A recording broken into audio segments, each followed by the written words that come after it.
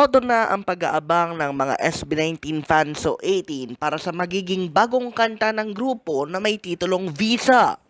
Ito ay matapos i-upload ng P-Pop King sa kanilang social media platform ang group photo teaser para sa naturang awitin na nakaschedule ilabas ang audio version mamayang hating gabi oras sa Pilipinas, habang ang music video naman ay kinabukasan Pebrero 20 ng alas 12 ng tanghali.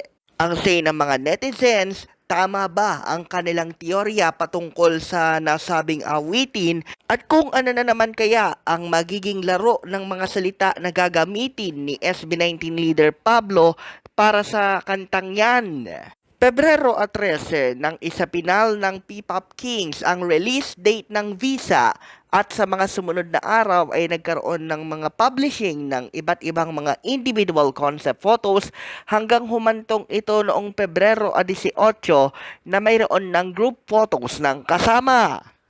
At kita pa nga sa mga pahapyaw ng song cover na mayroong Visa at may kulay pula na denied sa pinakadulong kanan.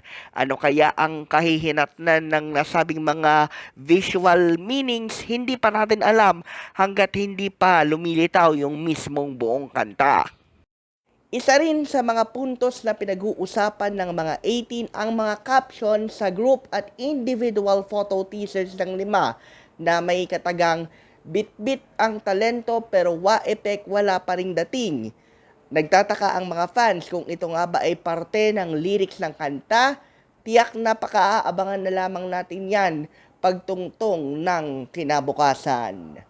Yan ang totoong balita mula sa Mabuhay Radio Japan Worldwide. Sa bawat oras, bawat himig na nanatili kaming walang takot, walang pinapapuran.